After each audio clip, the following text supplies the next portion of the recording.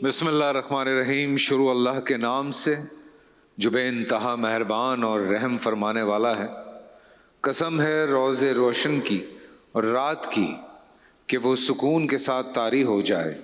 ए नबी, तुम्हारे रब ने तुमको हरगिज़ नहीं छोड़ा और ना वो नाराज़ हुआ, और यकीनन तुम्हारे लिए बाद का दौर पहले दौर से बेहतर है, और अनकरीब तुम्हारा रब तुमको इतना देगा कि तुम खुश हो जाओगे। क्या उसने तुमको यतीम नहीं पाया, फिर ठिकाना फराम किया, और तुम्हें ना वाकिफ़ राह पाया, और फिर हिदायत बख्शी, और तुम्हें नादार पाया, और फिर मालदार कर दिया। सिवाय उन लोगों के जो ईमान लाए और नेक अमल करते रहे, उनके लिए ख़त्म ना होने वाला अजर है। बस इसके बाद कौन जज़ा और सज़ा के मामले में तुमको झुटला सकता है? क्या अल्लाह सब हाकिमों से बड़ा हाकिम नहीं है? सूरह दुहा आयत नंबर 1 ता 8। कारी असद साहब अस्सलाम वालेकुम। खूबसूरत अंदाज। और आप सबको भी मैं खुश आमदेद कहता हूँ बहार रमज़ान में। मेरा आपका साथ अफ्तार तक रहेगा, बल्कि अफ्तार से भी शायद थोड़ा सा वक्त ऊपर जाता है। आपके बहुत सारे सवालात होते हैं जिनके जवाबात लेके हमारे उलमाए कराम यहाँ पे मौजूद होते हैं। ये जो एक छोटा सा गैप क्रिएट कर दिया गया है, हमारी यही कोशिश है कि इस गैप को ख़त्म किया जाए, अंडरस्टैंड किया जाए चीज़ों को। उसके साथ साथ किचन का सिलसिला है। हमारी शेफ़ फ़रा और महविश, उनकी नोक झोंक भी चलती रहती है, और मज़े मज़े के खाने भी बनते रहते हैं। बातें भी मज़े मज़े की होती हैं और खाने भी बड़े मज़े मज़े के होते हैं। उसके साथ साथ हमारे सेलिब्रिटीज़ आते हैं, उनसे मज़े मज़े की बातें होती हैं। हमद बारी ताला, नात रसूल मकबूल, ये सारा सिलसिला चलता है। और आज के भी प्रोग्राम में एक उन्वान लेके हम आपकी खिदमत में हाजिर हुए, और जितने भी उन्वानात हम पढ़ते हैं या जितनी भी चीज़ें हम कोशिश करते हैं कि उन पे बात की जाए, तो इस्लाम के अहकामात इंसानी अक़ल के ऐन मुताबिक हैं।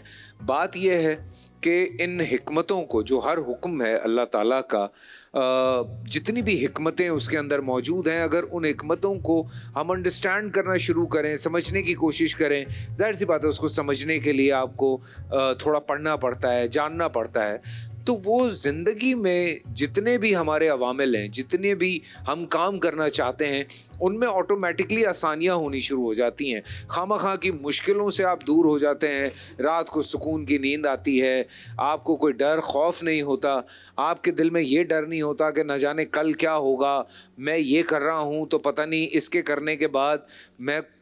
और देखिए अल्लाह ताला ने क्या सिस्टम बनाया है इंसान के अंदर कि जब आप गलत करते हैं, आपका दिल कहता है आप गलत कर रहे हैं, और उसका डर होता है आपके दिल में।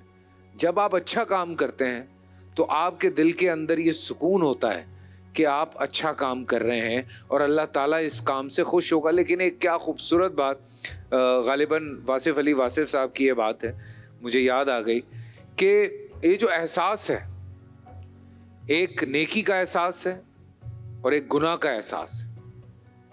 फरमाते हैं कि गुनाह का जो एहसास है वो करना बहुत अच्छी बात है, लेकिन नेकी का एहसास नहीं करना।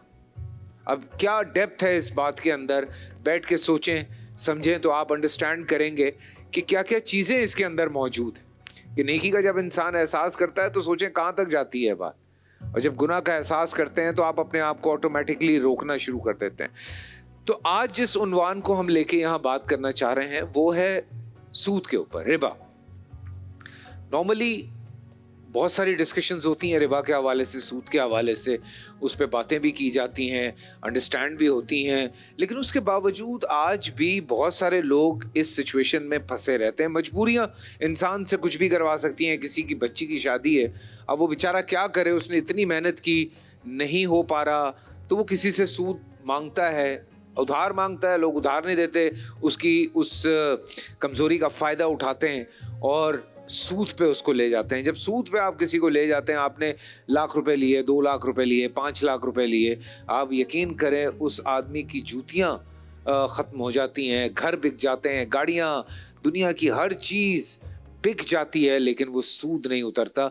इसीलिए अल्लाह ताला ने ये हिकमत रखी कि आपको दूर रखा जाए सूद से, हराम करार दिया।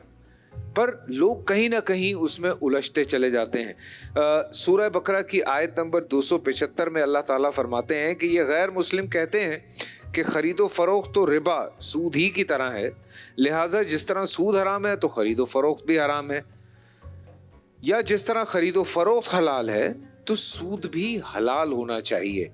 اللہ تعالیٰ ہر طرح سے ہمیں بہت ساری پریشانیوں سے، بہت ساری بیماریوں سے دور رکھنا چاہتا ہے. اگر کچھ کھانے پینے کے لیے منع کیا ہے، حکمت کیا کہتی ہے، عقل کیا کہتی ہے؟